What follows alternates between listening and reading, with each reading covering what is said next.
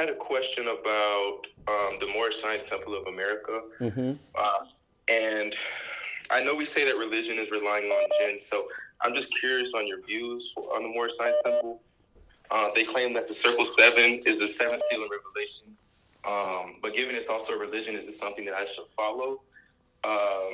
Again, when I first opened the Holy Tablets, Dr. York referenced the Moorish Science Temple and Drew Ali. He's even in the Holy Tablets.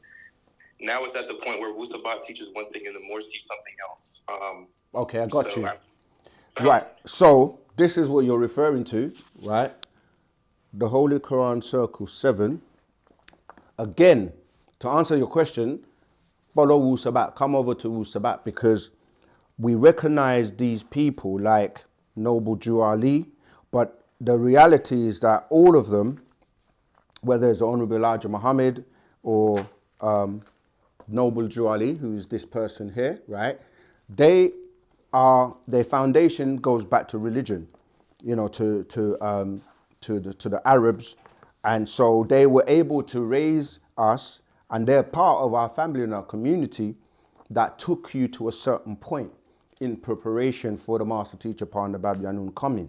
So with all the religious stuff, they were able to give you certain information, but couldn't really take it all the way. And so the master teacher had to come and basically what he said was like, and I know people in the Nation of Islam, some of them, they like, when the master teacher clarified the lessons that the Honorable Elijah Muhammad was teaching, for example, he would mention things like the mother plane, and he said that the beings look oriental because of the round faces. He didn't realize what he was talking about were these like beings that look like greys with the slit ties and so on. So they gave information, but they couldn't take it all the way. So Noble Jew Ali, 1886 AD to 1929 AD, he was the prophet and founder of the Moorish Science Temple of America to redeem the people from their ways. But as you can see, right, this Sultan Abdul Aziz ibn Abd al-Rahman or Ibn Fazl ibn Turki Abd Allah ibn Muhammad al-Saud, right, born 1880 AD in Kuwait and died in February 23, 1953, right? He is the descendant of Hagar, formerly the head of the holy city of Mecca. So let me just read a little bit. It says, the Moorish Science Temple of America, deriving its power and authority from the great Quran of Muhammad to propagate the faith and extend the learning and truth of the great prophet of Ali in America, to appoint and consecrate missionaries of the prophet and to establish the faith of Muhammad in America. The Holy Quran Circle 7 is the book of the seven seals mentioned in the biblical scriptures of Revelation chapter 5.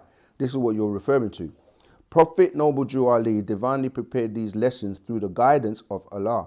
These lessons are to be studied by all members to help better their lives and learn to love instead of to hate. Going back to the heart seat I was talking about before. Included in the circles is the 18th years of Jesus' life, works and teachings which are missing from the King James Version of the Holy Bible. You can study the Circle 7. It is a great source of inspiration which is necessary in order to live day by day. But as you go on and you read this, I don't have time to go through it all. Like I said, the origins go back to Islam, and we are now outside of the monotheistic religions because we predate them. So they were like, if you imagine a relay race, they were passing the baton on to each other. So when we look at Malcolm X, Martin Luther King, Noble Jew Ali, the Honorable Elijah Muhammad, I don't know if I've mentioned Malcolm X already, but all of these people, they were paving the way, and the Honorable Elijah Muhammad was the last before Pana Babyanun, and he gave prophecies and said when he comes, he will bring the book of Lamb and for people to move over to him and follow him. And the lessons of the Honorable Elijah Muhammad, he renewed them, and people were like, how dare you take our lessons? But the lessons, he says, for the lost and found people in the wilderness of South America, and if he's a Nuwapian as a black man, or he said Asiatic black man, which took us back to the Asians, but the lessons were for the master teacher too, and everyone was supposed to study them. So he did, and he basically upgraded them. But there's more to that because he was in contact as an avatar with these beings, and they asked him to bring their flocks back together because they all started to disperse, and now we have to come under one banner as Sabians or Nuwapians of Wu-Sabat.